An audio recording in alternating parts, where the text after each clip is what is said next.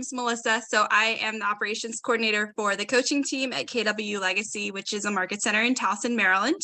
And I'm super excited to see you all. I've been the one who's been sending you all emails. I've been the one who's kind of getting everything behind the scenes ready for everybody. And it's really nice to actually put faces to names and things like that. So, and I know we have people coming from all over the country. Actually, I know the majority of people are coming from kind of the Maryland, DC area. But I'd love to, and I'm sure you guys do this every time, but I'd love to see if you want to put in the chat your name and like where you're coming from. And if you have been in real estate for a little while, like if it's been a few months or a few years, I'd love to see that as well, just so I have an idea of kind of who's here and what everybody's up to. So in my role as an operations coordinator, I manage our database for our brokerage. So I basically am managing the database of all of our agents. And then I'm also responsible for the lead flow for the agents that we have who have opted into getting that lead flow from our team. So I manage that. And I also do our social media and I do our onboarding and a lot of the resource creation behind the scenes as well. So things like different handbooks and things like that we give out to our agents that they all have those resources. So that's what my experience is. I've been with KW Legacy since July of 2021, so a little over a year and a half now. And before that, I was in education. So I worked for a private school for high school. I worked at Towson University in their admissions office, and now I'm here. So it's really exciting to be here and be here with you all tonight. And I'm just looking at the chat. And this is awesome. I see Amber's from New York. She's been in real estate for a year. I see Christopher's from Texas, also a year. Yvonne in Chestertown, so we got a Maryland. 26 years, which is awesome. So you're kind of coming back at those foundations again, but you have lots of experience already, it sounds like. Yeah, awesome. And then I know Shank, 2 months, but already has an offer accepted. So exciting. And then Sharon from New York, got Terry from Annapolis. So yeah, we've got people from all over the place. I hope that in the last couple classes that we've had, that you all had a chance to connect, so that if you ever have referrals for those other states or even areas within the state that you're in, that, you make those connections, because, getting that referral and being able to give that to somebody else and get your referral commission is really huge. So definitely make the connections while you're here over these nights and make sure that you have somebody to send to those. So with that being said, we'll go ahead and get started. And before we move forward, actually, update for everybody. Because the class last Thursday was canceled because of the power outage and the internet issue, that class has been rescheduled. So that's now going to be on Monday, February. It's next Monday, so I think it's the 6th, but it's the Monday that's coming up. Same time, so 6 to 8 p.m. Same instructor. Steve's going to be there, and he's amazing. And hopefully they will not be doing construction in his his building, and he will not lose internet. So just wanted to make sure everybody knows that. And if you can't make that, because I know that Monday is not one of our normal times, we will be recording it. So you will have the access to that. And I know some of you had asked me about the recording from the second class. Unfortunately, that one did not record. Like I said, I feel like we've had technical issues throughout this whole thing. That being said, we do have Ignite classes that were recorded from past sessions that we've done. So I will make sure I send you all one of those that you can get. You can still see the class and the material if you missed it from last week. So just want to do some housekeeping items, make sure everybody knows kind of what's going on and what to expect. So we have moved from that first section where you're kind of getting started in your career, where you're kind of finding out what your value proposition is, and we're moving more into the lead generation stage. I know, again, you'll have that lead generation focused class on Monday, but we're still going to move a little bit forward, because you are definitely able to still be doing lead generation and building your database, even though you don't necessarily have that full class yet. But before I kind of move forward, I'd love to hear if you guys have any, like in the last couple classes or in your career so far, what kinds of challenges or wins you've had so far. I'd love to hear from you all. I know, Shank, you had your first offer accepted, so that is definitely a win. Yeah, that's my sphere of influence. So that was my former coworker. So yeah, so far so good. Yeah. So, and the former coworker is awesome, because that just shows that sphere of influence, the people that you already know and like, are one of the most powerful set of leads that you have. That's amazing. Yeah. Would anybody else like to share something that maybe they've had in the last the last week or so, or even just like new habits that you've put into place since you started your classes? And if you prefer to put it in the chat, that's fine too. I see Terry had your first deal in November. Congratulations. I see Denise, you're having a challenge with getting to help at open houses. So Denise, are you saying that you're having a challenge of finding open houses to do, or you're having trouble? Like what is that you're talking about? Just so I know.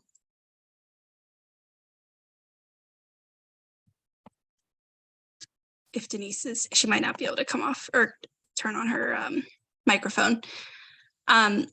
Well, if it's in terms of doing open houses and things like that, always keep in mind that you can always bring lenders with you. So if you are like a newer agent and you have an open house that that you're hosting, but you're like a little bit nervous about whether, you know all the information, or somebody's going to ask you a question that you don't know just yet because you're just getting started out in your career, knowing that you can bring a lender with you, they'll go with you for free. And because they're also doing lead generation while they're there, and they can be an expert with you. They can answer some of those difficult questions, or even just lean on each other to, have those conversations. So if that's what it is that you're having trouble with, then I highly recommend bringing a lender with you.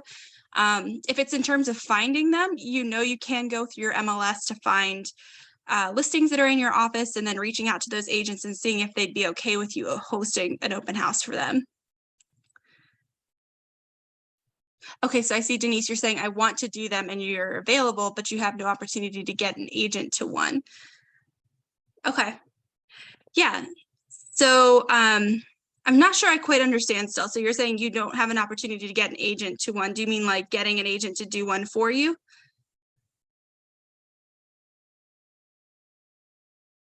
I do see where Sharon said she got her first offer today for lots and vacant land. So that's awesome. And that's going to be really exciting to be a part of for sure. All right, well, Denise, let me know if you still have questions about that. I would love to have other people also provide some ideas and things like that too. So let's go ahead and go forward. So like I said, we're going into the database today, and this is what we're going to be covering throughout the class tonight. So we'll talk about kind of what makes a database a smart bank, kind of how to build your database, what's required to actually have for it to be a successful database. We'll talk about how to feed it and how to add in leads and contacts into your database, how to actually communicate with your database and service it, and then we'll kind of have a recap at the end. But I know some of you have been in the business for a year or many years, so I'd love to have like multiple voices here. So feel free to chime in at any time, and I'd love to kind of give other people the opportunity to speak as well. So the first thing we want to do is actually, if somebody doesn't mind coming off or turning on their mic and reading out this quote for us. And anybody, yeah, go ahead. Well, I lost my voice as I said, I don't mind. Your database is your business. Building up the number of names in it and the relationships with those names is really at the very core of what building a real estate business is all about. Awesome. Thank you. Yeah. So what do you all think about that? Like, can you think of any other industries that might have databases that they use it, or where it really is the core of a successful business? See in the chat. Oh, okay. Yeah. Well, I can tell you from my experience for sure. Like I said, I used to work in admissions in college, and we had a huge database of students that were from all over the country. So they were students that were, they were thinking about going to college, they were thinking about our school, or they were actually applying, or they were actually admitted, or even that they had matriculated or enrolled in the university. And if we didn't have a database that had all of that information, there is no way we could have actually organized all of that information, because we had thousands of students in that database, and we had about 1,300 or 13,000 of them applying, and then we had about like 9,000 actually enrolling. So it was like so much information that we never could have controlled all of that without having it in a nice clean database. So it really is the core of the business, and making sure that you have everything that you need so that you can target your information that you're sending out. You can make sure that you're giving relevant information to people based on their different interests, and also just making sure that they are feeling like you are top of mind at all times. And we'll kind of talk about that today as well too. The other thing, I was actually in a training earlier today, and our regional director shared a statistic that I thought was really interesting, where she said that if you have 102 people in your database, that is equal to a GCI of about 115,000 if you are using your database at a high level and you are communicating on a regular basis and kind of doing the things that we'll talk about tonight. So having a database and having it be clean and you're using it at a high level can be a really nice predictor of return on investment. So just to know that those are things that, you know, if you have a strong and healthy database, you can actually know what your pipeline is going to look like, and you can know what to expect in your business. Whereas I feel like a lot of times real estate can feel like you have no idea what to expect. You don't really know what business is coming in from where, but the database can add some predictability into that business. So going forward, we'll go ahead and get started with that smart data bank that I talked about. And we want to kind of go into what that is. Like, you know, maybe you haven't heard data bank before, or it's a new concept to you. So we'll kind of go into what that looks like. So the first thing to know about your database is that it really is a container. It's where you keep all of the people that you could potentially be doing business with. And we usually will break those down into two categories. So you'll have your container of leads, which are people who have, they might have an interest, they might have clicked on a ad that you had out there, or they might be a Zillow lead that you paid for, or you've just gotten them into your database in some way, and you know that they have some interest in buying a home at some point in the future. So at that point, they're just a lead. They become a contact when you have reached out to them and had a one-on-one conversation, and they have said, you know, yes, I'm willing to have communication between the two of us. So they have moved from a lead to a contact. That doesn't necessarily mean that they've said, yes, I want to buy or sell a house in the next 6 months. It just means that I'm willing to get communication from you, and I am, you know, willing to be in communication. So that's what those kind of, the gray ones here are the leads, the orange ones here are going to be those contacts. And the most powerful contacts that you can have are going to be the ones that are within that sphere of influence, those people that you already know and like, and who will, you're not trying to build new relationships because you already have some level of relationship with that person already. So that's really what the database is this container of all of these different people. So I wanted to ask you all, actually, I'm sure, I think you guys have seen this model before, right? Does this look familiar to you? Maybe. So this is really the model. And actually, if you've read The Millionaire Real Estate Agent, which is the red book, some people refer it to that way, the one that was written by Gary Keller, has all these different models in it. And this is one of those really foundational models within that.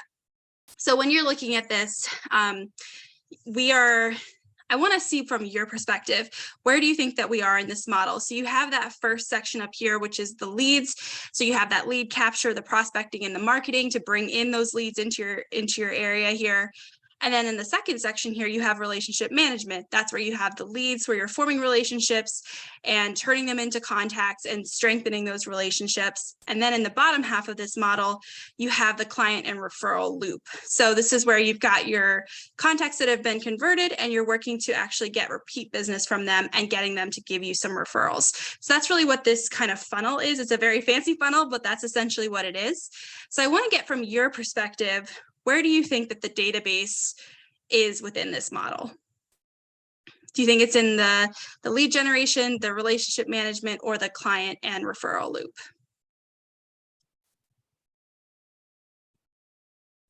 The client Right. Yeah. loop.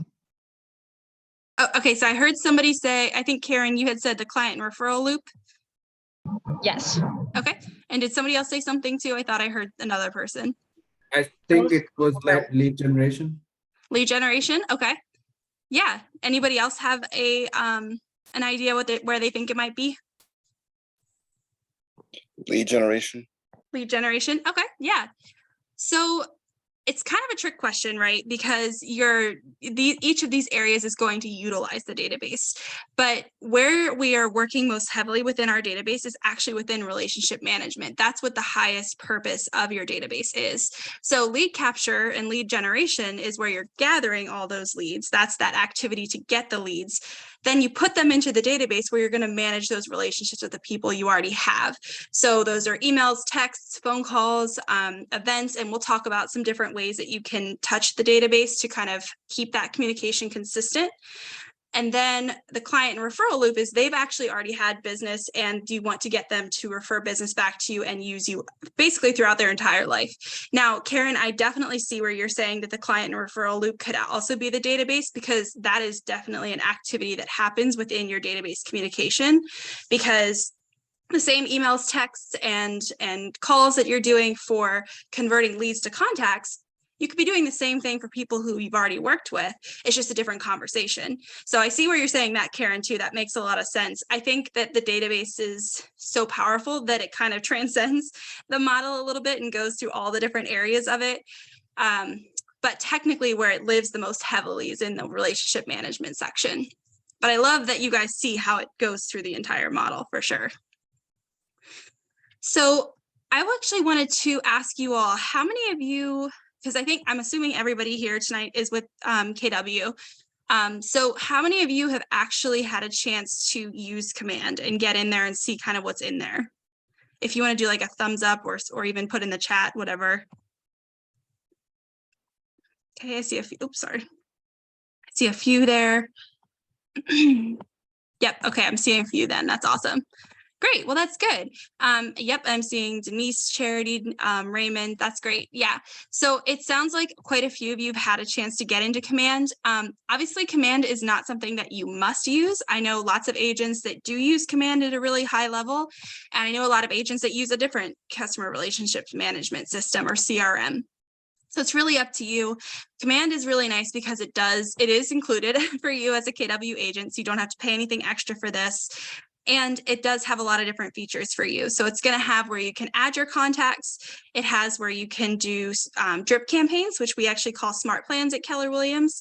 So if you haven't heard of a smart plan, essentially what that is that automated, it can do a few things. It can automate sending emails that you've already preset. It can automate sending texts that you've preset. It can give you tasks to tell you like, okay, it's that quarterly phone call that you need to reach out to this person, and your database will do the thinking for you, and you just have to listen to what it tells you to do. So those are the smart plans. And then you also have things like the marketing side. So there's designs in there, there's listing presentations you can download, and there's different open house flyers, all kinds of things that are within here. So I just wanted you to know that you have access to this. We're not going to go really heavily into this, but there are some really awesome trainings on Command within KW Connect. So if you go to Connect and you just log in, and I can actually send you all the resource tomorrow morning. I think that'd be the most helpful. But when I first started, the first thing I did for the first literally 2 weeks is I went through all of the videos within Command to get an idea of how to use this system. And now I use it every day. So it's a really steep learning curve, but if you make a point to just watch one video a day, usually they're like 5 to 10 minutes, you can start learning how to use it. And then that's something that you can add to your business as well. So I just wanted to make sure that you had that and knew kind of that it was there for you, and that's something that you can use as a resource. Actually, what kinds of things have you guys used smart plans at all when you're in Command? Shashank, yeah, that's awesome. Yeah, added some contacts to monthly neighborhood plan, bi-weekly neighborhood plan, weekly call plan, like something. I was just playing around. Yeah, definitely. Yeah, have you gotten any people who have like responded to any of those smart plans that you're using? No, not yet. Okay. Yeah. Yeah, so that's actually something that so I'm going to show you some really awesome touch campaigns that we recommend in a few slides here, but it does usually take about, to be honest, about a year for this all to start really working for you. Now doing lead generation and stuff like that and getting your first client that you're working with, that can take like 90 days. But for a database to be working at a really high level and starting to really generate that high level clients in business, it can take a year. So just to know that like this is, it's not instant gratification, but it's something that can really be powerful if you're consistent with it and making sure you stick with it. So just to kind of put that out there so that everybody knows that too, with an expectation. Anybody else used any other features or things like that in Command that they want to talk about? If not, that's also fine. One of the features that I used that the hiring manager helped me to use was the goal management, just the first year goal. He helped me set that up. Yeah. I found that really nice. Yeah, that's great. Yeah, so the goal management is a great way to kind of put in for example, if you know how many units you want to, so there is a model within KW where if you know how much money you want to make in a year, you can work that back to how many units does that mean you have to sell, and then how many appointments do you have to go on to, how many calls do you have to make to get those appointments, and you can actually set those goals within Command, and it will track your progress towards that. And if you are really working hard to update that on a regular basis, it can actually predict your ROI within Command. Now you have to be very consistent about updating your database. So that's definitely something that you would need to put some time into and make a habit of. But if you're looking for stability and predictability in your business, that's the good way to do it. Thanks, Karen. Awesome. All right, so let's go ahead and go forward. So within the database, there's like 4 laws of the database that are important for making sure that you are using it at that high level.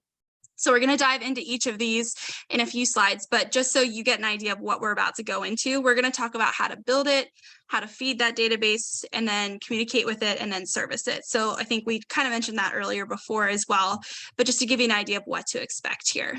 So go ahead and go forward.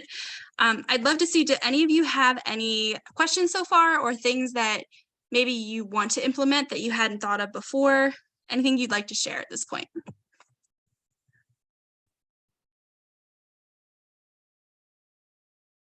Cool. Awesome. Okay. And also, just so you all know, I've done the Command Your Database class multiple times with Ignite. This is the first time I've done this new version. So you're kind of going with me on it as I learn kind of what they each look like and what to talk about on each slide. So if it feels a little bit like I'm not 100% sure what I'm doing yet, it's because this is the first time for me. So just to give you all a heads up of where we're at with that. But let's go ahead and dive into building the database now. So we talked about what it is. Let's go into how to build it. So with the first law of the database, what you're looking for is these basic concepts that need to be there for it to at least be considered a basic database. So if all you have if all you have is their name, it's not really a database, it's just a list of names, because you can't use that at a high level. All that is just, yeah, these are all the people I know, which is great. I mean, you want to have that somewhere, but it's not like you can do any automated texts or any automated emails or anything like that. So you need to, at a minimum, have this information. So making sure that you are having their name, that you're having the contact information. And actually, if, let's say, for example, you got all your contacts out of your phone, so you have this person's phone number, but you don't have their email address. A lot of times what we're inclined to do is just try to Google it and see if we can find their email on Facebook, or see if we can do it on LinkedIn, or even just Googling it in general. I would actually encourage you to instead use that as a way to have a phone call with that person. So call up that person and say, hey, I just wanted to reach out. I'm in real estate. I don't know if you heard that I joined real estate, I joined KW, super excited. I wanted to make sure I send you this information about market updates. It's going to go out once a month. I was wondering if you'd be interested in getting that, and if so, what's your email, so that I can update that. And it's just an organic way of, 1, reminding them you're in real estate, 2, telling them that you're going to be giving them an item of value, and 3, getting the accurate email so that you know that when you're sending out this information, it's going to the right place. It's not an old email, it's not a typo or anything like that. So use that as an organic way to get that information.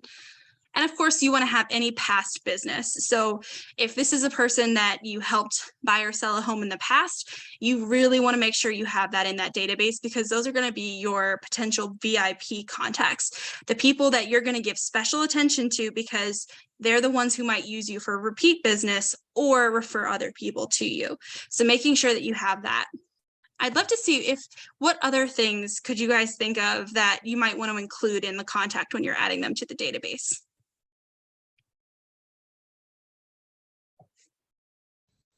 Relationship to the person. Yeah, I like that. Yeah. So what kinds of things would you think of with that? If they're a friend or a family member, a coworker. Yeah, definitely. I like that a lot. I think it's especially with the coworker one, I would also recommend putting in some indicator of like what company that you worked at together. I know personally, I worked with people, in the last like 7 to 10 years or whatever, and their name meant something to me 5 years ago, but I might not remember who they are anymore.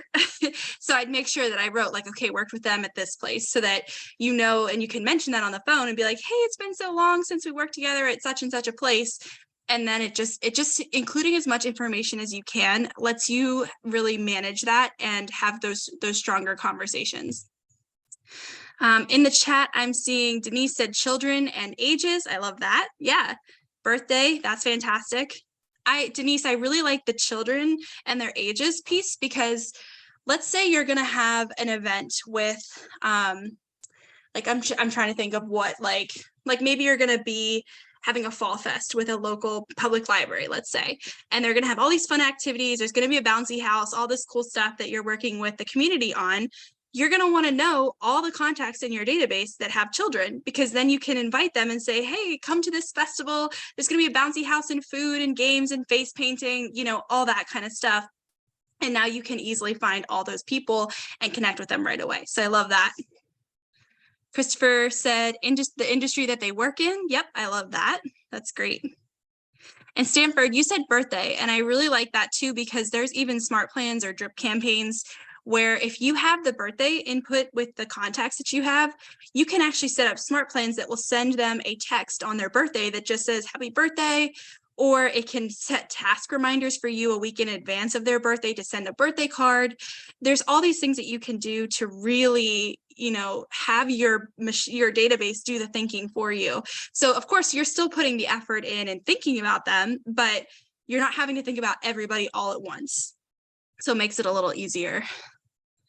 Any other things that you guys would recommend including in a contact?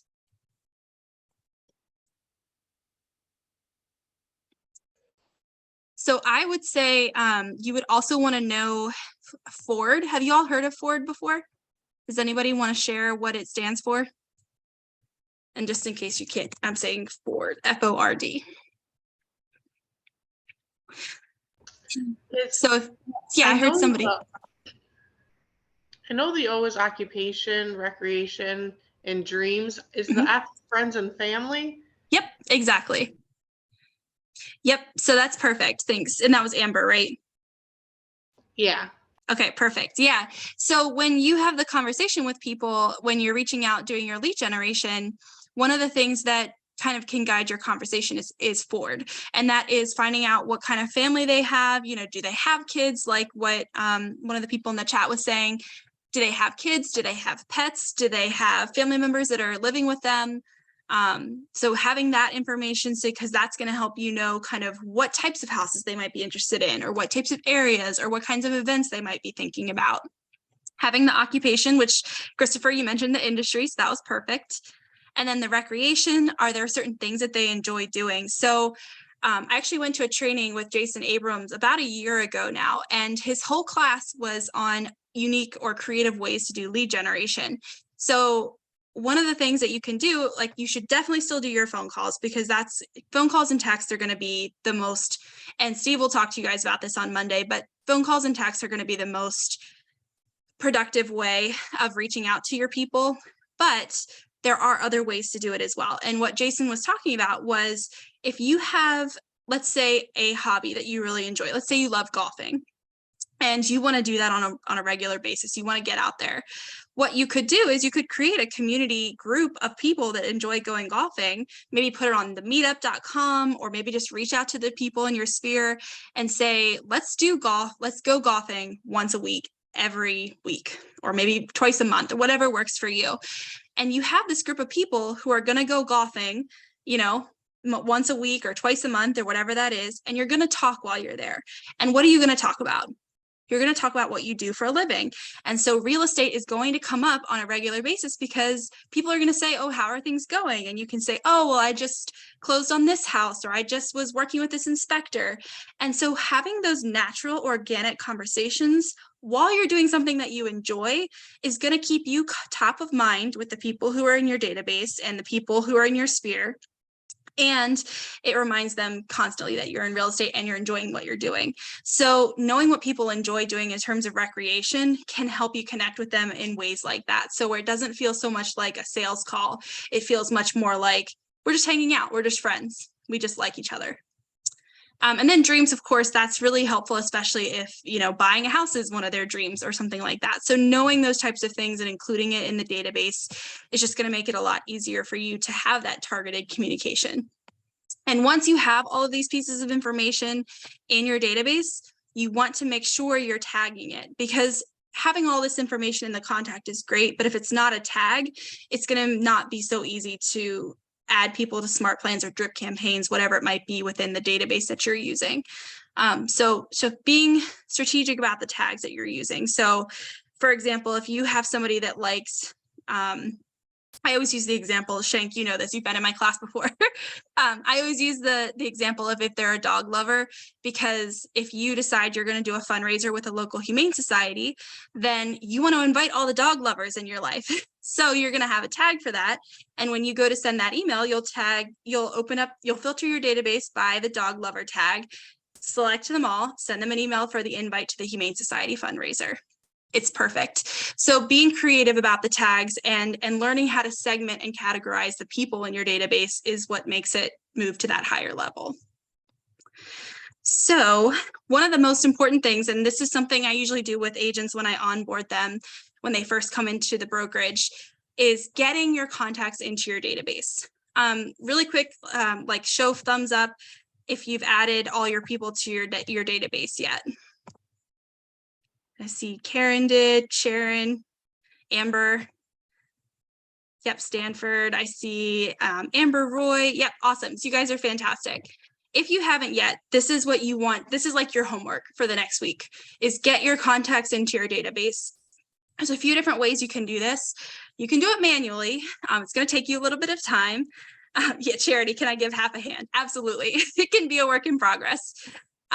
So you can do it manually, one by one, that's fine. But if you're going to do it that way, I would recommend make it purposeful. So as you add people to your database, make your phone calls or your texts to them. So what we say is you want to be connecting with at least 10 people per day if you want to be getting business in the next 90 days. So figure out however many people you have to contact for them to respond to you in a day, but you want to be making 10 contacts.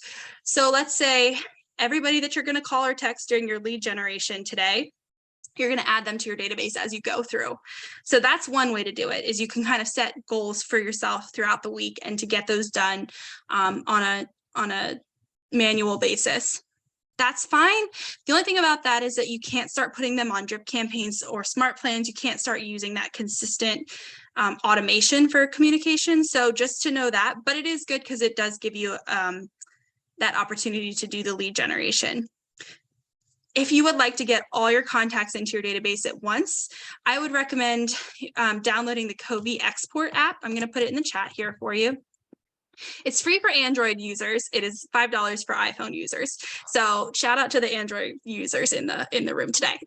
Yes, Shane. Yes, Sharon. No shade to iPhone users, but you guys usually throw shade at us Android users. So, but Covey Export is Charity Gurr. I love it. But Covey Export is an app you can download on your phone.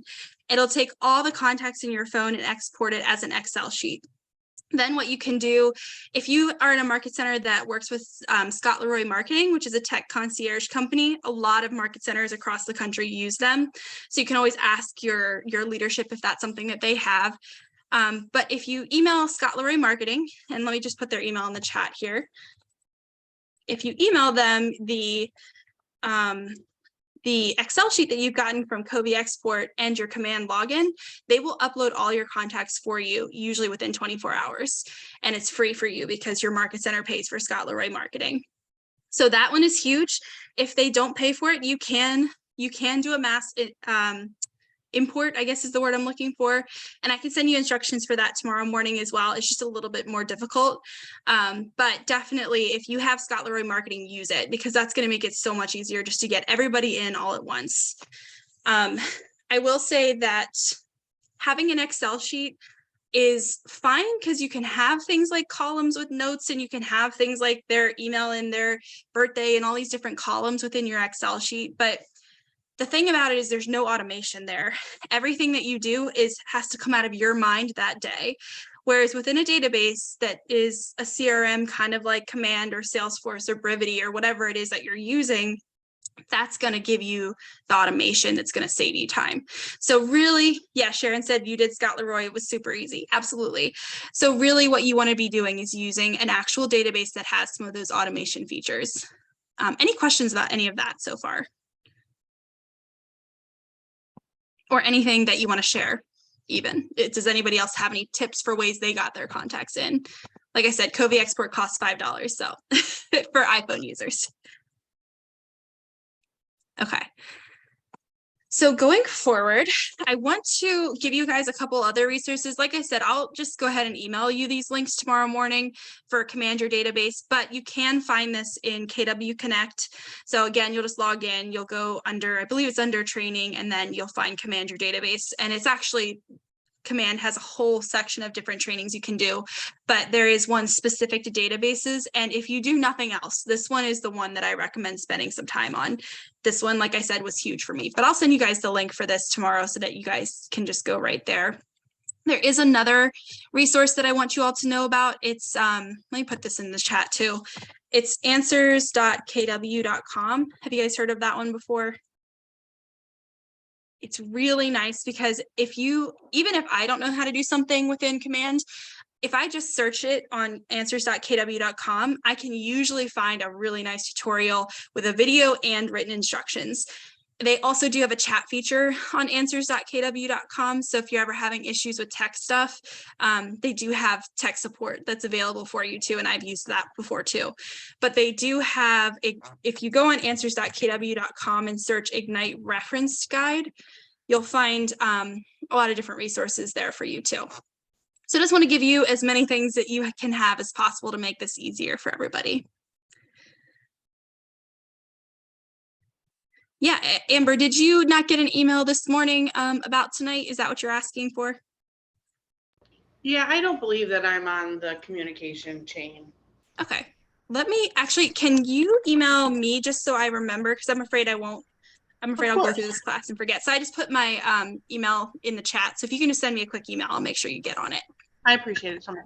Yeah, no problem. So does anybody have any aha moments, things that they are going to put into place now that they have an idea of how to kind of start the database? Or anything they want to share at all? I know there's some people in here who've had experiences of like 20 plus years. So if you have things that you're using with your database at a high level, please feel free to share any of your tips here. I'd love to have other voices in here too.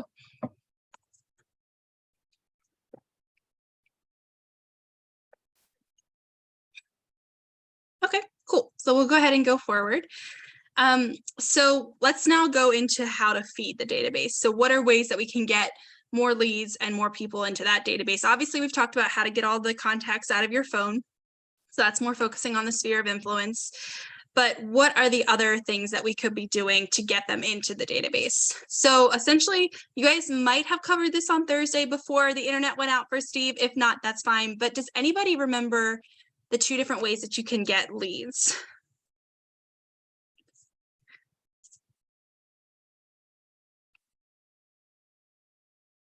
They're two kind of broad topics. It's not like Zillow leads and Brivity and those types of things. They're very broad strategies. Yep, Raymond, you got it. It's prospecting and marketing. Perfect. So prospecting and marketing. Oh yeah, Charity said cold calling, door knocking. That definitely works too. I was looking for the prospecting and marketing because it's that broad topic. So essentially what those are, and if you've never seen it before, there's actually a model within KW. It looks like the food pyramid, where you have the bottom half of that, where it's like the majority of the pyramid is going to be prospecting. And then the top half of the pyramid, which is a smaller section of it, is the marketing. The reason for that is if you think back to the food pyramid, back when we were all in elementary school, the bottom half is where you're supposed to eat the most of those foods. That's where you spend the most of your time. Prospecting should be the majority of your time. Marketing is the smaller half because that's where you can do some things and it can be really effective, but you shouldn't spend the bulk of your time there. So essentially what the difference is prospecting is the lead generation. That is where you are calling, you're texting, you're doing direct messages on social media, any kind of communication that can get an immediate response. So you're reaching out to the person and they respond to you right away. That's going to be prospecting. Again, even things like that golf club that I mentioned, because you're talking one-on-one, that is lead generation and considered prospecting. The other side of that pyramid is the marketing. So the marketing is considered passive. It's where you are maybe paying for Facebook ads, or you're paying for Zillow leads, or you are doing social media marketing. That's all that the passive marketing side, where you can still get leads. Like you could still be definitely getting leads from Facebook ads. That's a fantastic way to do it. But it's not going to be an immediate response. It's going to be, you'll get their information. Hopefully that'll immediately talk to your database because you're running your Facebook ads through command. And then what you do later is you'll follow up with them later and do the actual prospecting side. So marketing is more passive. It gets more long-term results. Whereas, I think I said that backwards. Marketing is more passive and it gets the long-term results, whereas prospecting is immediate and you get immediate results. Even if the answer is, I'm going to be looking to sell in the next 2 years. You know that now. So that is an answer and it's immediate. So those are the two different ways to actually get leads into your database. I want to also talk about kind of where you're going to be generating those once you have moved kind of deeper into the prospecting side of things. So there are 3 different types of leads that you can be bringing in. Those are going to be the new people, the repeat people, and then the referral business. So the new ones are going to be the people that you might be collecting from Facebook ads, or maybe it's going to be the people that you are door knocking, like Charity said, or cold calling. You know, you got a list of expireds from an expired company. I think RedX is the one I'm thinking of, or Vulcan. One of those, or you're getting expired leads. So you paid for those and now you're calling them, and that's a new person. A repeat person, obviously, it's going to be somebody that you've done business with before and they want to do business again. That's obvious. It's repeat. And then, of course, the referrals is the people that are you've worked with them before and they're referring other people to you, or maybe they never have worked with you before. You know, maybe it's just a family member or a friend who knows somebody who is interested. Maybe they're not ready yet, but they know someone that is, and they're going to say, hey, my friend Karen is amazing. She is super organized. She's on top of her stuff. I would definitely recommend you reach out to her. So that's a referral there. So I wanted to see a little bit about, like, who do you think? So let's take a moment actually and think about this. Take like a minute or so and think about who might be in your sphere of influence that could refer business to you. So maybe take a second to think of like one or 3 people that you think could refer business to you. And then I'd love to, if you want to put it in the chat or if you want to say it out loud. So these are people within your sphere of influence that could refer business to you. Karen said family. Yep, nice.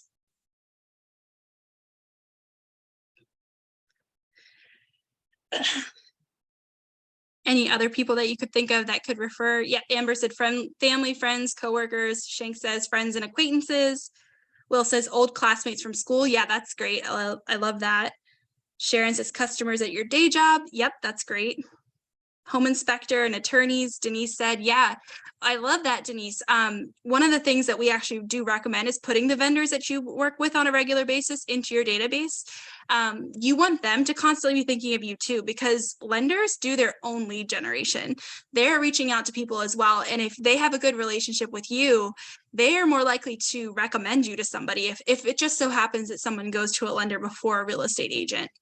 Let's say you know, there's a buyer out there who's like, I can do it, it's fine, I don't need help. Well, a lender's going to say, well, actually, you know, Sharon is amazing, I would recommend that you work with her. So having your lenders in your database so that you are constantly reaching out to them too is a really great way to do that.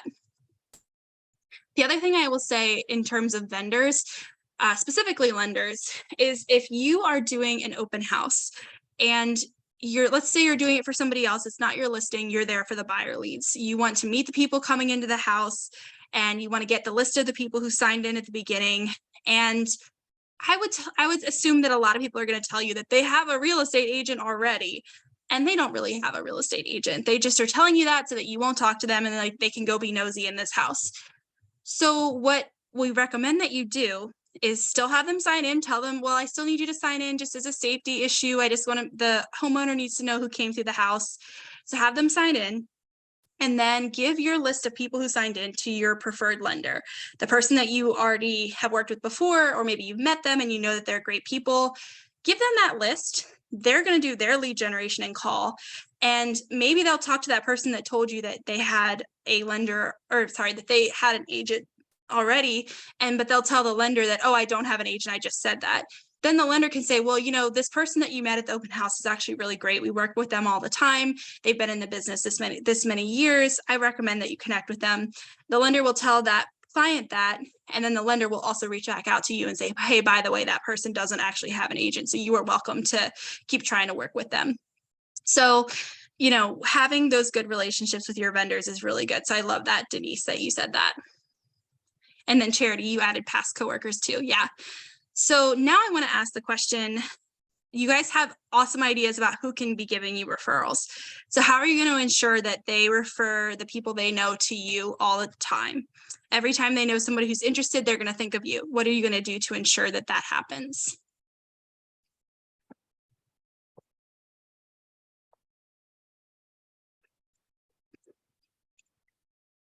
Amber said, stay top of mind. Shank says, build a relationship. Yep, I like that.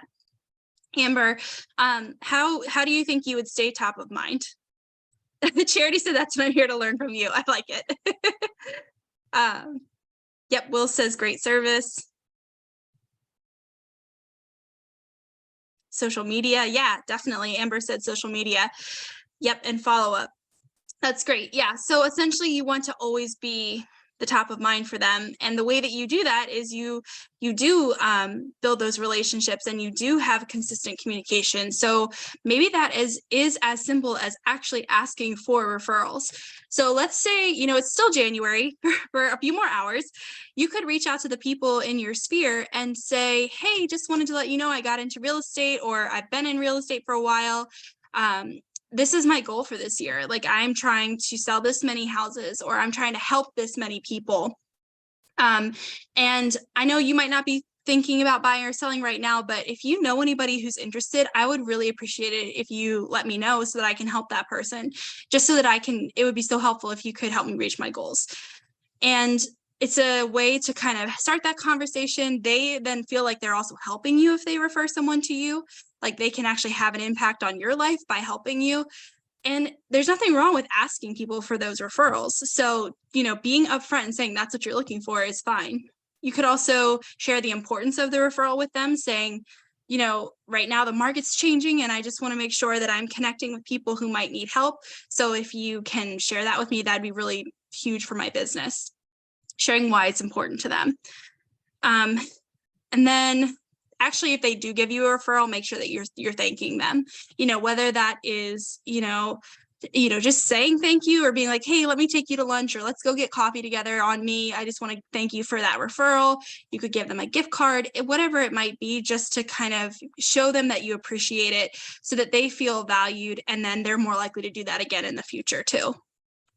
But I really also like Amber's idea about social media, because every time you post on social media, it can be an opportunity to remind people that you're in real estate. One of the things that we sometimes recommend for social media is if you post like, let's say you're just posting something completely random, like it's a Thanksgiving post that you're just saying happy Thanksgiving. That's fantastic. Just put your logo or your name, you know, whatever it might be, your brokerage logo at the bottom left of your post, and it just says Keller Williams, whatever your brokerage is, And it's just a little reminder like, oh, by the way, I'm in real estate, but also happy Thanksgiving. And it can be a very subtle way to do that. So just keeping top of mind and reminding people that you are a part of real estate. It's a great way to do it. Shank, you said joint ventures. Yeah, that's great too, because if they're in business with you, they know how you do business. And so they might be more willing to trust you with themselves and with their friends and family. I like that.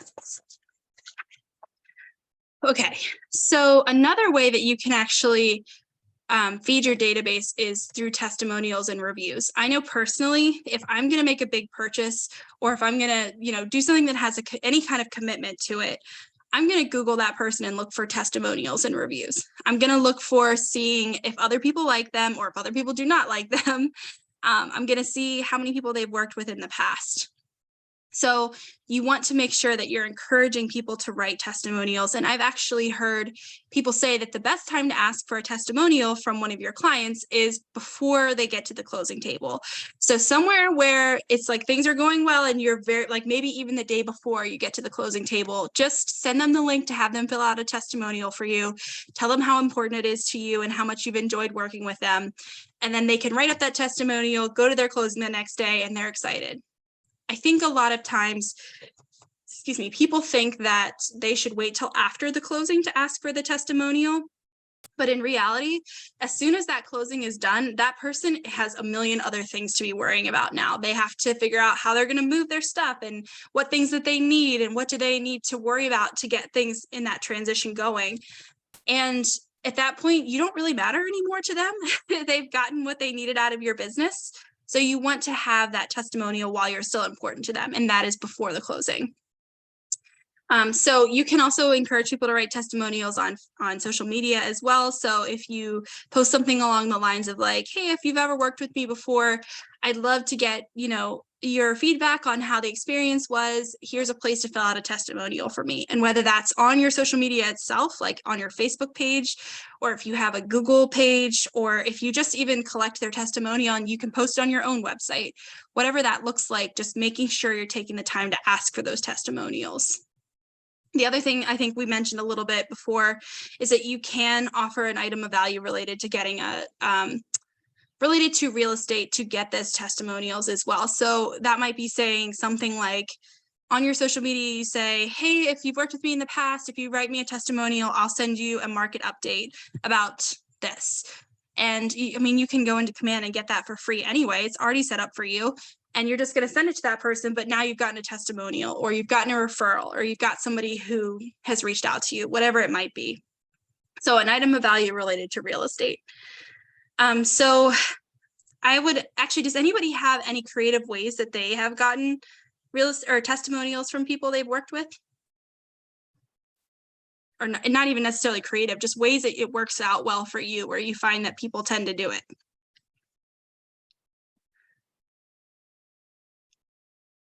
For me personally, I do agree with getting a testimonial before the closing, because sometimes the closings can be a little stressful, I believe so, for the client. Yeah. So I prefer to get them when everything's going well and stuff like that. Not to say that it don't go well at closing, but it can be stressful sometimes getting to that closing table. So I'd rather have for them to have like a good taste in their mouth about the experience with me versus, thinking about all the challenges and all that type of stuff. So. Yeah, I love that. And that's a really good point. If everything's going smoothly and then something happens at the closing table, good thing you already got that testimonial. Actually, Latrina, can I ask you, how do you ask for it? Like, what do you ask them in person, or what does that look like for you? So normally, I would talk about it, let them know that I will be asking for a testimonial. So I was at one point in time, asking for it after the closing. And like you said, it was really difficult for them to complete it. I would send out a link or whatever and ask them, can you complete the testimonial? And they would be forgetting, and I had to send reminders and stuff like that. And I feel like I don't want to impose on anyone or hound someone down for, a testimonial or something like that.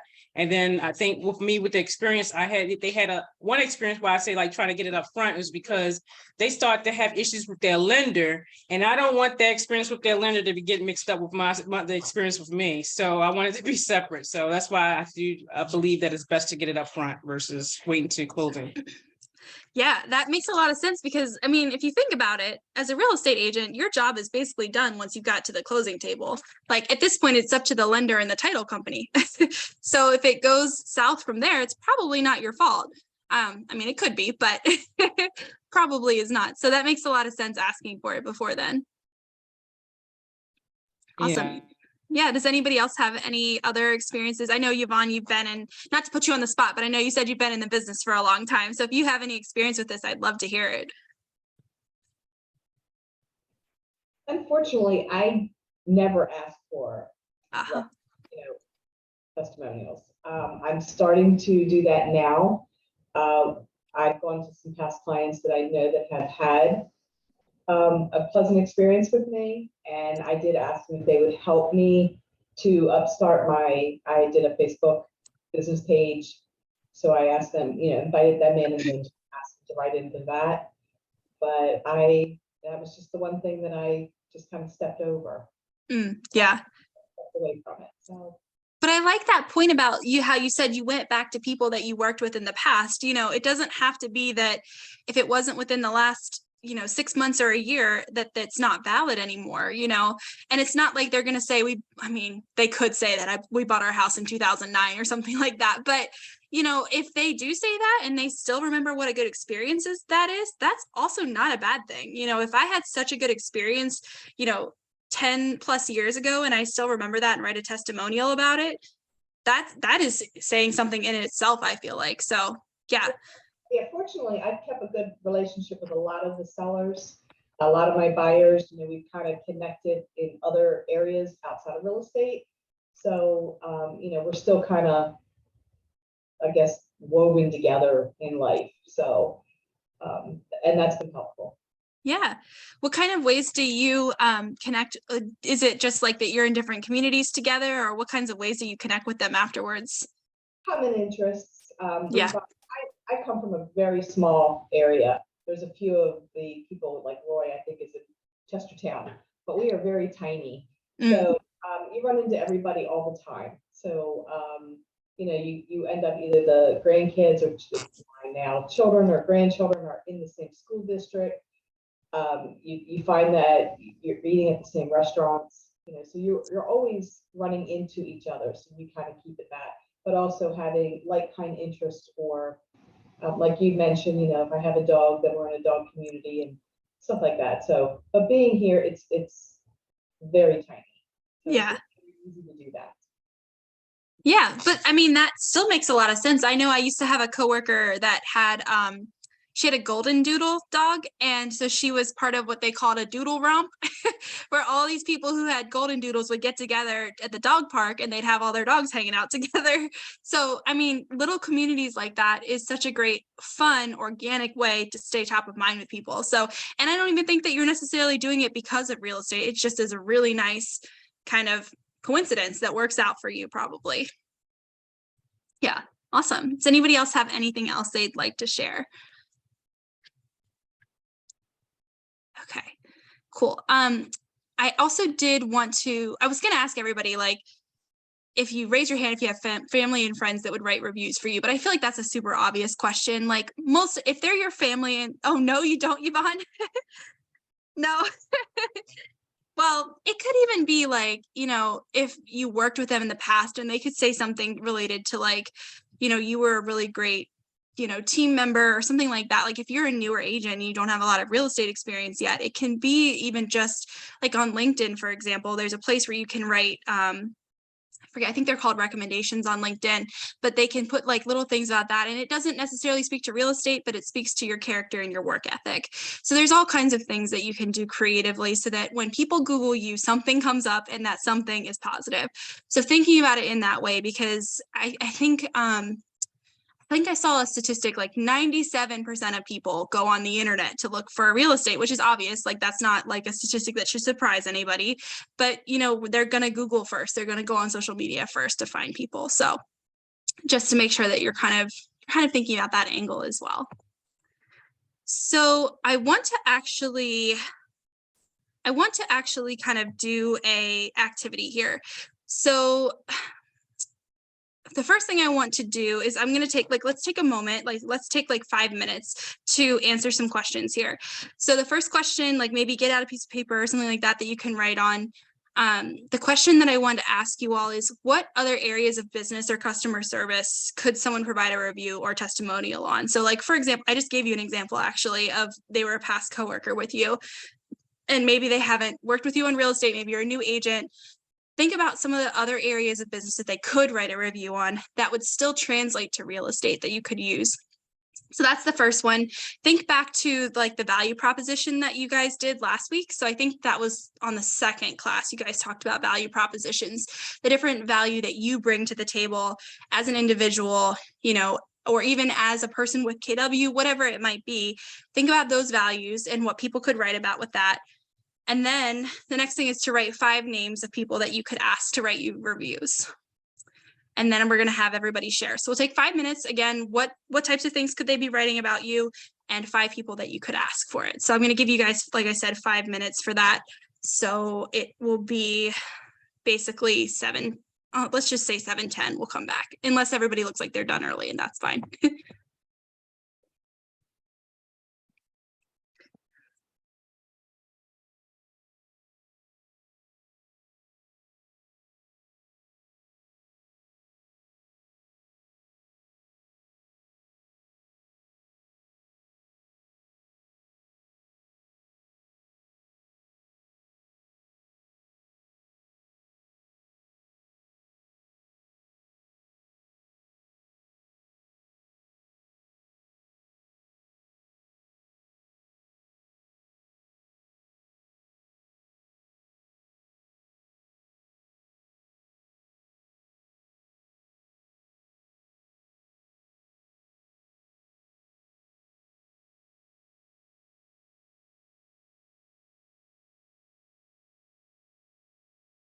I'm actually going to grab my phone for time really quickly. Give me 1 second.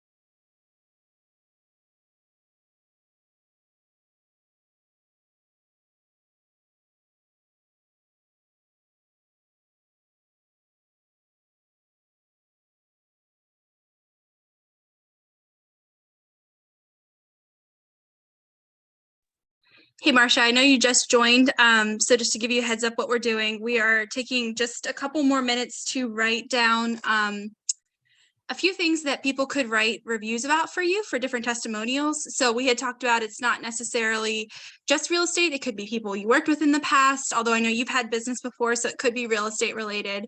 Thinking about kind of your value proposition and what value you bring to the table that other people could write about in a testimonial. And then think of 5 people that you could ask to do that. So that's what we're doing right now. And we'll just give it like 2 more minutes before we come back. Okay, thank you. Yep.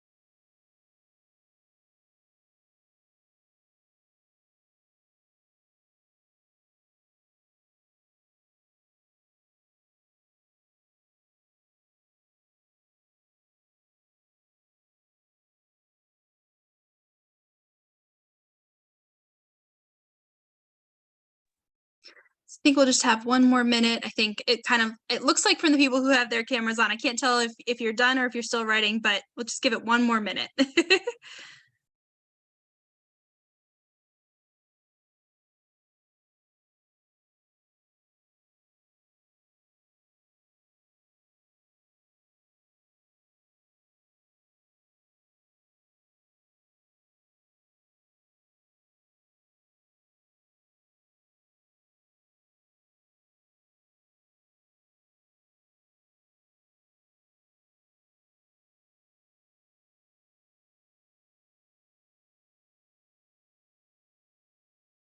Okay, so we'll go ahead and come back, and I'd love to hear some of the things, some of the value propositions or parts of business or customer service that you've had that people could write about. And then if anybody wants to put like the types of people that they would ask for testimonials, I'd love to hear from you guys.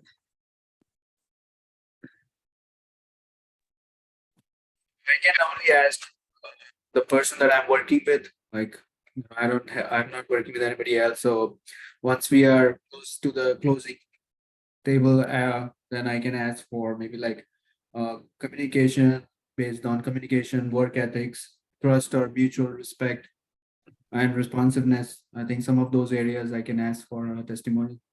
Yeah, absolutely. Definitely. Would anybody else like to share? I have a thought after hearing from you, Shank, but I don't want to say it in case somebody else is going to say it. I don't want to take somebody's thunder. Amber, I think I saw you raise your hand. Did you? Or did you mean to do that? Yeah, so I worked in retail, or still work in retail, I guess I should say. So they can speak to my customer service and work ethic.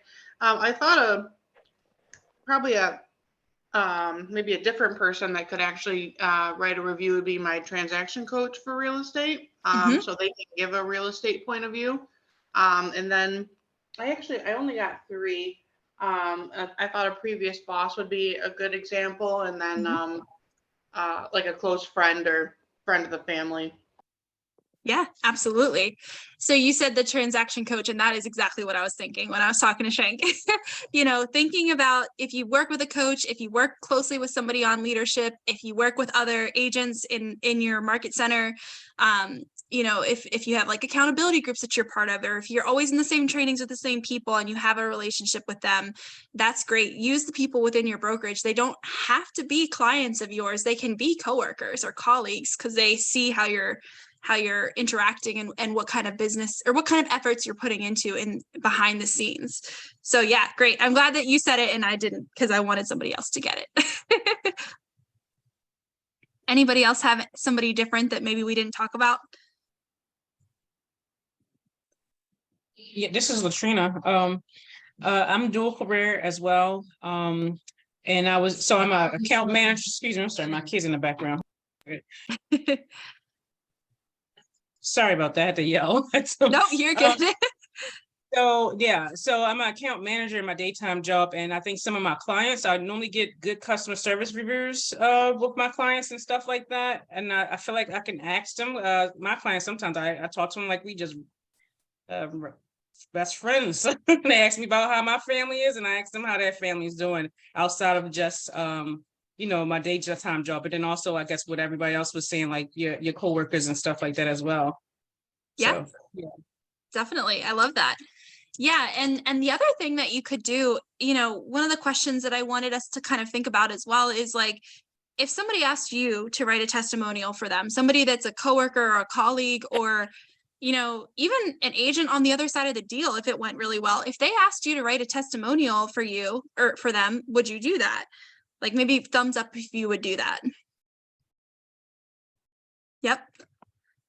So I'm seeing lots of thumbs up. So I think that is a good illustration of the fact that when you ask people to do this, it's not something that's annoying. It's something that they're happy to do for you, especially at least if you deserved it. If you didn't deserve it, maybe think a little bit like if it didn't go really well, maybe don't ask for a testimonial from that person. But if you know that it was a good experience and that, you put all your effort into that and it's something that both sides is happy about, go ahead and ask for that review because people are happy to do it. It's not going to take them more than like 5 minutes. If it does take them more than that, then you're probably going to get an essay, and that's not, I guess, horrible, but you know, it's worth asking, and people are not going to have an issue with it. So I know personally on LinkedIn, I have written past coworkers that I've had recommendations that are just, it posts on their page, which means if other future employers or colleagues or you know, potential clients see their pages, they're going to see that recommendation forever. So it's just good to give back to people. And then the other thing to keep in mind is to, if they do write you a testimonial, just show your gratitude for it. Say thank you. Some people send fruit baskets. You could send, you know, whatever it might be, just to show that you appreciated that they did that for you. There was another thing I was going to mention with that, and it just went out of my mind. So if I remember, I will tell you. But it just, I think, just to be as grateful for it and know. Latrina, did you want to add something? You have your hand Yes, well, I had a question. Sorry, I was trying to. Nope, So you're yeah, I good. had a question. So someone was saying to me that it's even also good to get like, you know, all your clients' testimonies, even if they're bad reviews and stuff like that, because you can learn and become an even better agent, help you improve on your skills or whatever. But it, you know, I believe he was saying that it was like, but as a tool or something where you maybe don't want to have it on your site, but you still want the review, so you can, is like, you know, letting you know what you're doing good, where areas you're doing well and which areas you need to improve on. How do you feel about that? No, I think that's great. I think that's really great, because even if they do it publicly, you can always respond to it and show that you're saying like, oh, I'm sorry, so sorry that you feel that way. I'm going to reach out to you to see if there's any way I can make it better. And even if that's public, people are going to see that you responded, that you're not just ignoring it, that you have high responsiveness and you care about making it a good experience. But then if you say you're going to reach out to them, make sure you actually do, you know, reaching out to that client and saying like, okay, so I know you said this on the testimonial, like, is there anything I can do to make this better for you now? Or whatever that means or might be, or even just like, I'm sorry that, you know, that you felt that way or whatever. I do agree. Yes. Any testimonial that you get is still good because it can be a learning experience. Great. I remembered the other thing I was going to say actually too. So thank you, Latrina. One of the things I want to do from here is really an assignment, is in the next week, reach out to those 5 people that you listed and ask them to write a testimonial for you. That is going to be just so helpful just to start moving things along for you. And Ignite really is about actually taking action. You know, it's great that you're coming to class 3 times a week and next week 4 times, but putting the things that you're hearing and learning into practice as well is what's going to lead to the production. So just take that time this week to reach out to those people. And if they're not people that you worked with in real estate, that's also a great way to let them know that you are in real estate. And then it's that twofer with the lead generation, is seeing if they have a buying or selling need and getting a testimonial from them. So going forward, we kind of did this already. If I don't think probably anybody, I mean, if somebody has questions, let me know, but we just had a lot of like ideas and things like that. So I think we're good with that. The next thing is kind of communicating with your database and how to be consistent with that. So if anybody would mind reading this quote for me, that'd be really great. To succeed at a high level in the real estate sales, you must commit to frequent contact with the database with the intent of building close relationships. Awesome, thank you. And who was that? I didn't get there in time. Thank you, Sharon. I appreciate it. So yeah, that's great. I do think that the constant communication is really the whole point of this database, is that, you know, you want to focus on those things. Sorry, we just like went super far forward. Yeah. So with that, you know, it's thinking about like, how often do you think you need to be communicating with people, and when can you stop communicating with them? Like at what point can you just give up on that?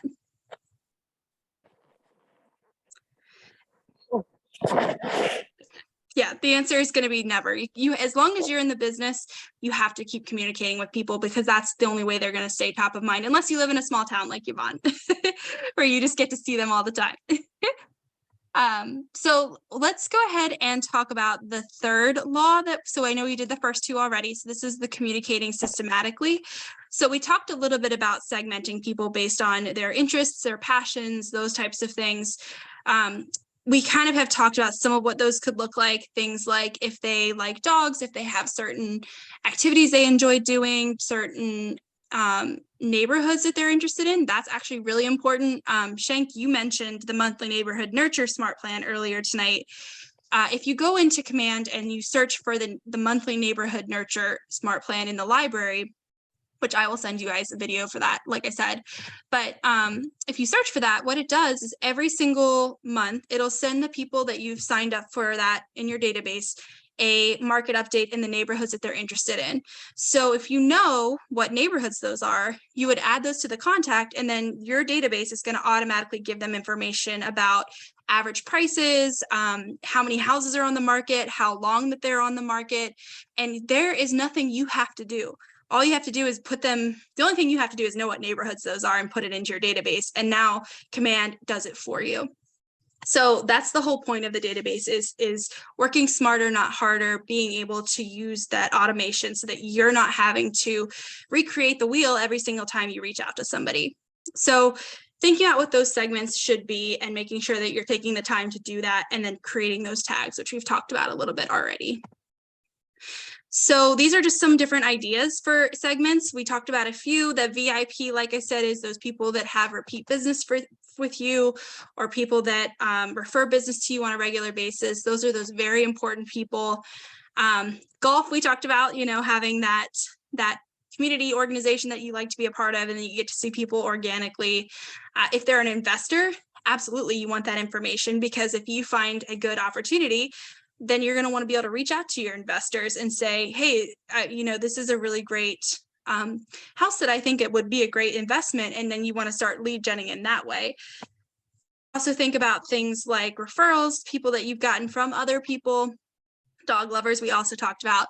So these are just some different examples of ways that you can really target your communication to ensure that it has the highest relevance possible, that the information that you're providing is actually valuable to the people who you're sending it to. So, and that's really how you avoid becoming spam. You're not just reaching out saying like, hey, I'm in real estate. Hey, I'm in real estate. Hey, I'm in real estate. Instead, you're saying, hey, here's a market update. Here's an event you might be interested in.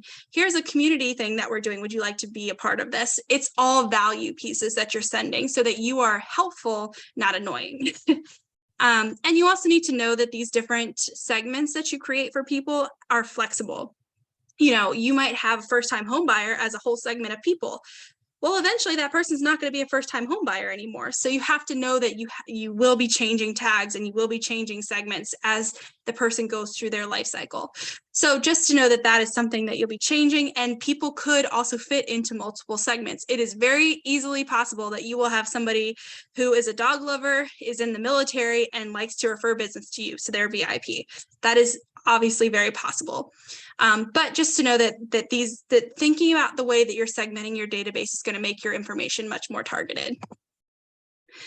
So when you're thinking about the messaging that you're sending out to people, you want that to also be, I kind of said this a little bit already, but you want it to be targeted. You want it to match their motivation, which we've gotten when you first reach out to them. You know what motivations that they have, whether they are moving because they have somebody who's going to college and they're moving out of the house. They don't need such a big house anymore.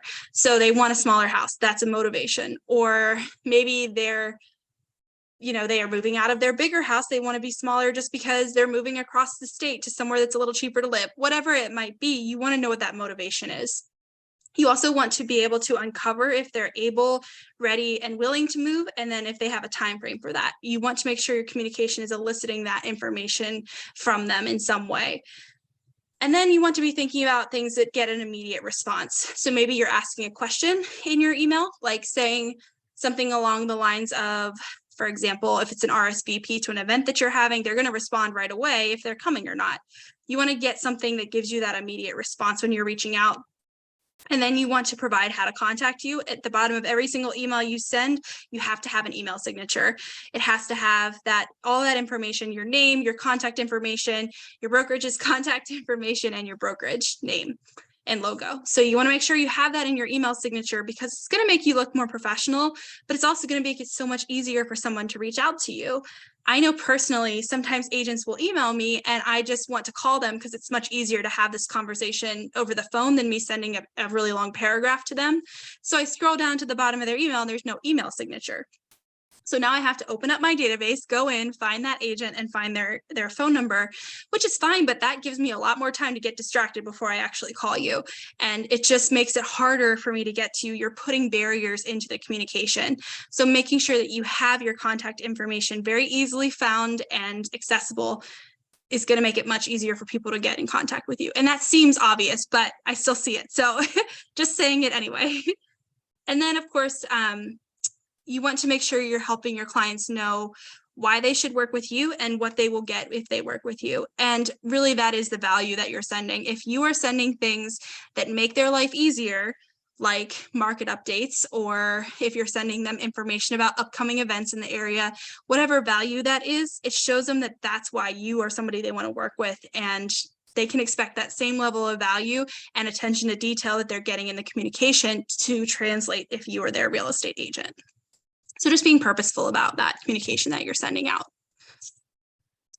So earlier I had mentioned the different touch points that we recommend for people. And these are actually smart plans within Command that you can set people on, and it will send you tasks to do these different touches. Or you can do it manually, but it's just so much easier if you're using a database that reminds you to do these things. So you don't have to keep all of these thoughts in your head all at once. And it's also, if you'll notice, it's slightly different depending on what kind of person that is, if they're a lead or a contact. So again, we know this leads are the people who they might be interested in buying or selling a home, but you haven't had back and forth conversations with them yet. So with the leads, it's considered 19 touches to connect with them, 19 touches to convert them from a lead to a contact. So what that looks like is you have 4 touches a year. So that's a quarterly phone call usually. So you're reaching out just to remind them that you're in real estate, see if they have any real estate needs, and just to connect with them. There's 12 touches. So you might have a monthly email. That could be the monthly neighborhood nurture that Shank had mentioned, could be a newsletter that you send out, a video that you do. Maybe you like doing a video of the market updates yourself, so it gets your face in front of people. That's something that you could do, but it's a monthly touch. Then there's 2 touches that are actual print materials. So you are sending direct mail, such as magnets, calendars. I know, Shank, you've heard the story before, but I'm just pretend like you haven't. One of the things that a real estate agent in my neighborhood when I was growing up did was he actually sent out a little magnet that had the contact information of all of the different businesses in the area. It had the elementary school, the middle school, it had the local pizza places, the Chinese place, all these different businesses that were local. And he sent that out, and my mom put that on our refrigerator in like 95, and it has been there to this day. That magnet still sits on that refrigerator, and we got a new refrigerator. She still just moved the magnet because she still wanted that information there. So when you are thinking of the things that you want to send that are direct mail that cost you money, think of things that have a very long shelf life. So the calendar, it's going to last for at least a year. If you send a postcard with your face on it or with a house on it, that's going to be thrown away within a week or less. If you send a calendar or a magnet that has that kind of information, that's going to last for a year plus.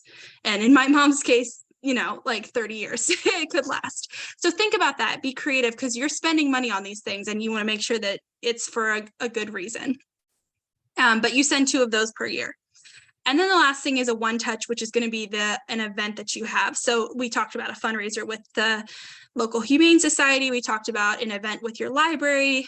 Think of a community organization that is not polarizing, that a lot of people like, and do an event with them. And that's a really great way to collaborate, give back to your community, and also connect with people in your community. So, libraries, humane societies, if there is like a senior center, whatever it might be, connect with the local Y, the local JCC, whatever it might be, connect with those and have an event. That's a really great way to do it. The idea is that with 19 touches a year, you will convert that lead to a contact. So now they have a relationship with you and they know who you are and they're willing to listen to you. The other side, I'm not going to go through all of it because it's a lot of the same information. It's just that the numbers are different. So with the contacts, what you're trying to do is convert this contact to a client. So you're trying to get an appointment with them essentially. So it's just going to be the 4 touches. Again, quarterly calls the same way, 26 touches. So you're sending more emails than you were before. 2 touches are the events. So you are having an extra event for these people. So it's not just the 1 a year, it's going to be 2. And then you have the 4 touches of direct mail items that you're sending. You know, these people are people who like you, so they're less likely to throw away whatever it is you're sending. So you can send more things. But it's really about, you know, staying top of mind consistently. And if you think about these things, this is a lot. If you have hundreds of people in your database, how are you going to remember to call them quarterly if you're just using an Excel sheet? You're not. So if you use Command or a CRM that reminds you by adding tasks like this to your dashboard that tell you, oh yeah, it's that time to call that person this quarter, you don't have to think about it. You just listen to your database. And the best way to do that, like I said, is with the smart plans within Command. So yeah, that's what this looks like. You can take a screenshot of this if you'd like to, but you can also look these up in Command as well for smart plans. Does anybody have any questions, or is anybody using this that it's working for them so far?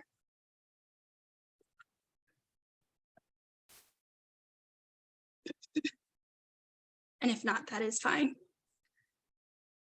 And I think the actual, yes, okay. So the next thing from here is just really converting your database, which would be like an Excel sheet, to the smart database, which has some of those tags and things like that, to a data bank where it has the smart plans and the drip campaigns. So you're really just moving your way of organizing your clients into a much higher functioning, a much more automated system that makes your life easier. So that's what your ultimate goal is to transition from database to smart database to data bank. So I'm not going to ask for ahas right now unless anybody has anything they'd like to share. I want to see if we can get everybody out a little bit early, just because especially you have an extra class next week. But if anybody has anything they'd like to share, please feel free to at this point. So we'll go into service your database, and that's actually pretty quick as well. So I'll read this quote for everybody just to kind of get us through it too. And this quote's just saying your job is to build a community and serve the community. So it's really about building relationships. It's really about giving back. It's not about just seeing if you can, you know, buy and sell as many houses as possible. Now, of course, that's important, but the very core of real estate is making the connections and reaching out to people and building and keeping those connections. Like, you know, like Yvonne said, you see those people every day. Those are the people that you know and like you. They're in your community and you want to be there as a resource for them. And so just keeping that in mind as you're going through and knowing that it is a real estate business. It is a relationship business, sorry. So the 4th law of the 4 is to service all of your leads. So if you don't service your leads, if you're not reaching out to them, if you're not communicating with them and working with them and organizing your database, if you don't service your leads, somebody else is going to. Somebody else is going to meet them at an event. Somebody else is going to door knock them. Someone is going to, you know, cold call. Like they'll get their information from Zillow because your friend has been on Zillow searching houses, and that person pays for Zillow leads and they're going to reach out to them.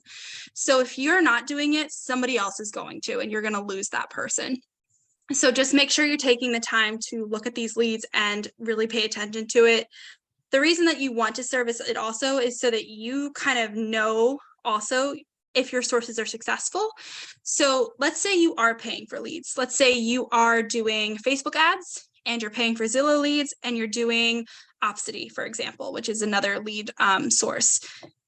So let's say you're doing that and you're collecting your leads, you're putting them into your database and you're reaching out to them.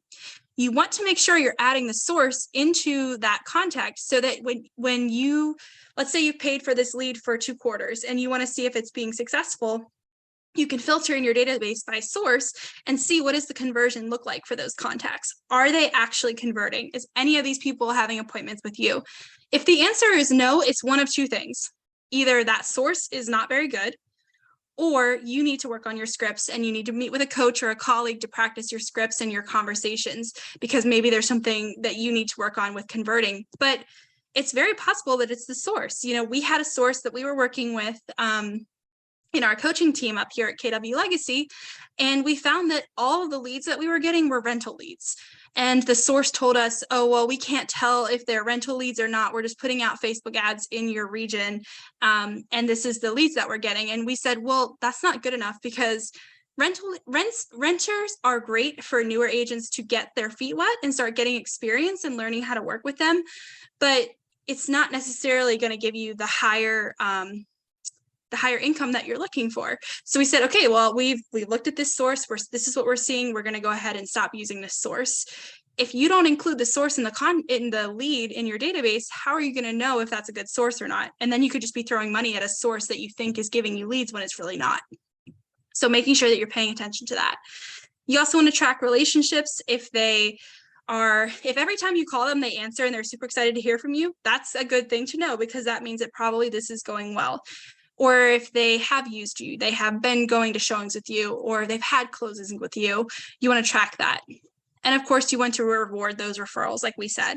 So if there is a VIP in your database who's giving you lots of referrals, you want to make sure that you are especially building that relationship with that person, because he's a very, very valuable person to you as a friend, most likely, but also as somebody who's helping you sustain your business as well.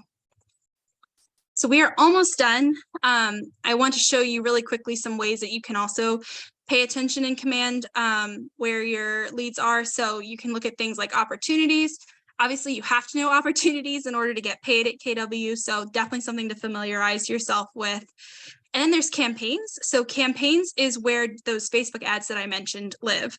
So if you want to create Facebook ads within Command that will then post directly to your Facebook, you do it through campaigns. And the nice thing about that is that every time somebody clicks on the Facebook ad, it will collect their information and automatically add it back into your database as a potential lead.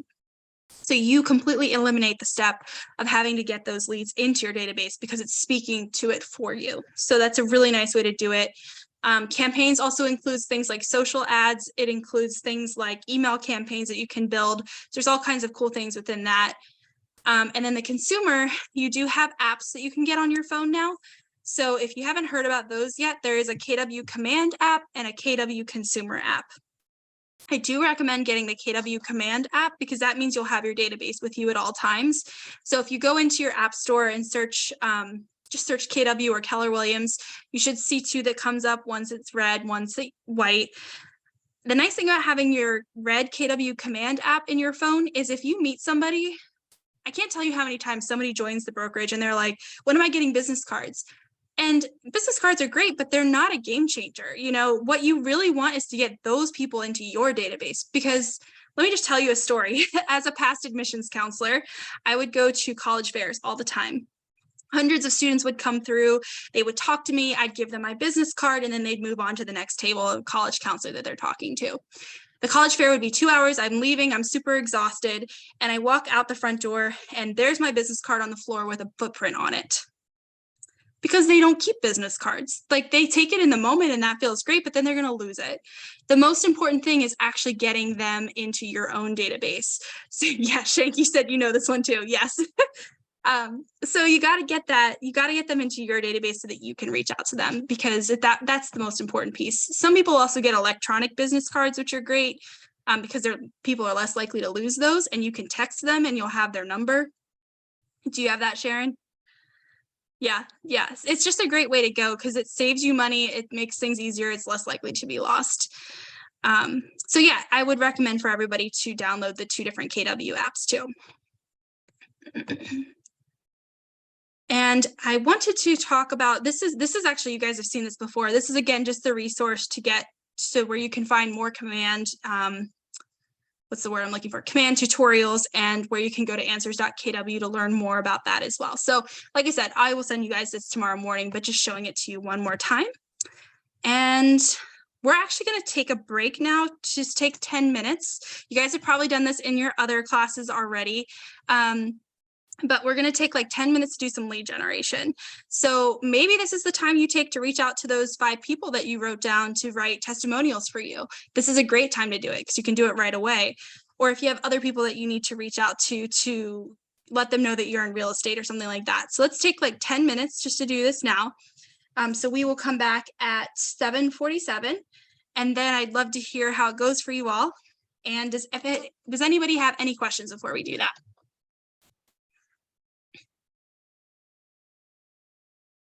Okay, cool. So like I said, we'll go ahead and take 10 minutes to do some lead generation, and then I will ask how it went for you guys.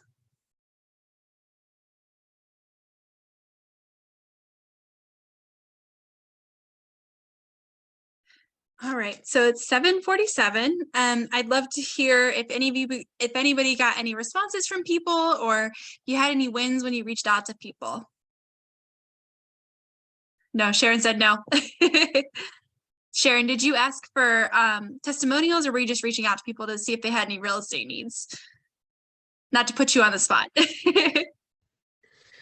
I contacted a few people that I work with. I'm a bartender.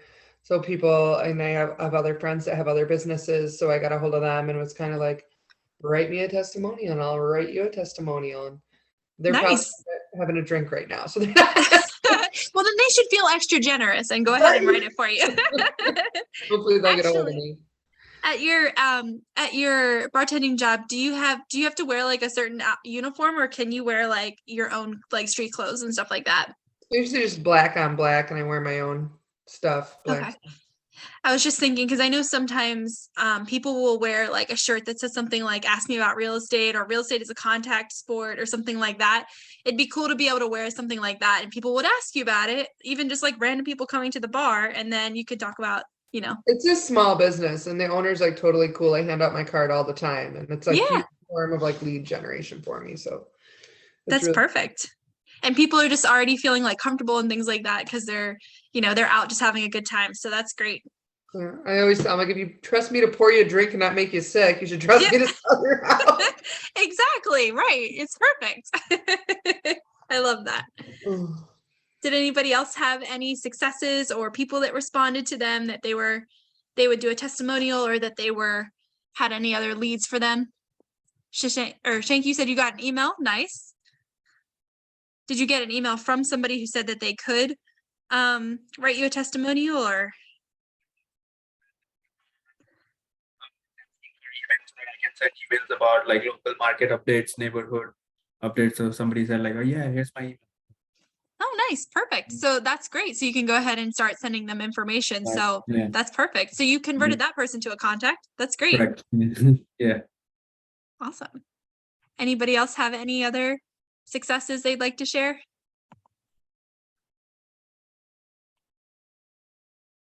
Okay, that's fine. So I also wanted to, didn't mean to do that.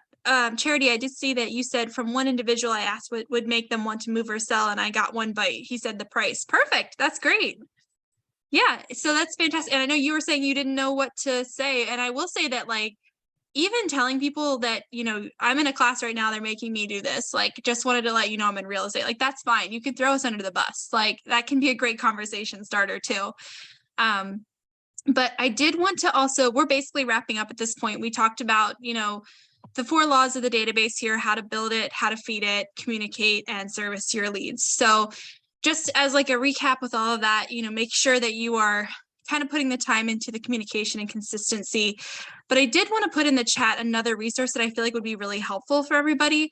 When I first joined KW, my supervisor, Alana, who's actually the coach that you guys had your first class, had me join these Facebook groups that I just put in the chat. One of them is Pivot Shift Ahead.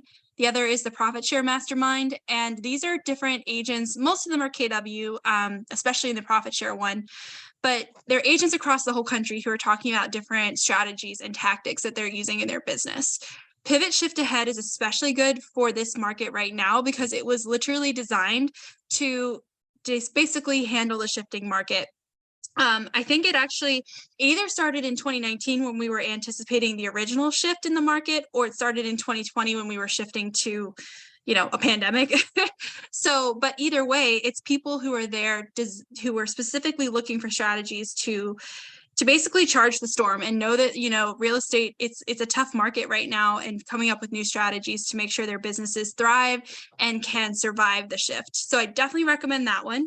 And then the Profit Share Mastermind is, if you're not familiar with Profit Share, essentially for KW agents, if you know somebody who'd like to get into real estate, or if they are in real estate, but they're with a different company, if you refer them to your team leader in your market center and that he or she recruits them and then they write you down as your sponsor, every time that person has a commission, you will get or every time that person has a closing, you will get a commission from KW. And it's basically thanking you for bringing people into the company.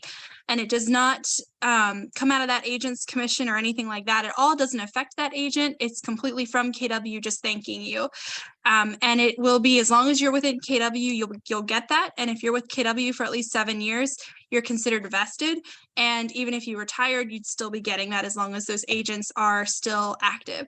So it's a really good group to be a part of if that's something you're interested in as well. So I just wanted to give you those 2 Facebook groups. I'm in there and I see all kinds of cool ideas in there. And I always want to tag our agents, and I don't see the agents from our brokerage in there, and it makes me like, where are you guys? So I just wanted to pass along that to you all as well. But that is basically everything I wanted to cover tonight. Earlier, I had mentioned that, this does take a little while to make the consistency with your database pay off. We had talked about that it can take, a year for all of this to really show up as the efforts that you're doing. You saw that the 36 to convert is a year plan. It's not like a 90-day plan. But the nice thing is that as long as you're consistent, you can start seeing the return on this.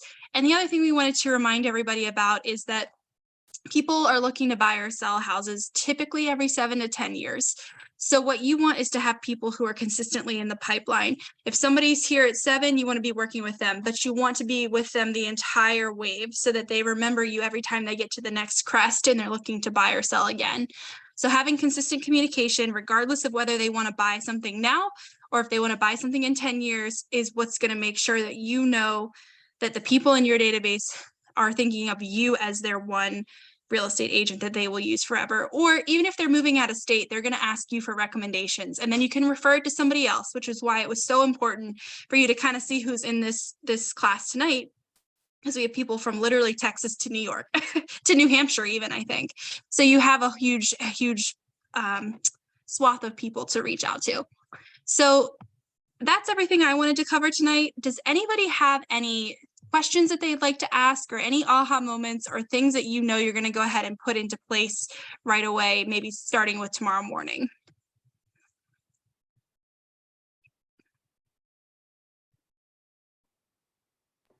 After going through these classes, I'm less afraid of rejection. If someone just doesn't respond, then they don't respond, and I just move on and, keep asking. Yeah, definitely. Yeah, it doesn't have to be personal. Maybe it's that person's not ready today, or maybe if they were not nice, they're just in a bad mood, So yeah, I think that's great. Kind of just knowing that rejection is not necessarily about you either.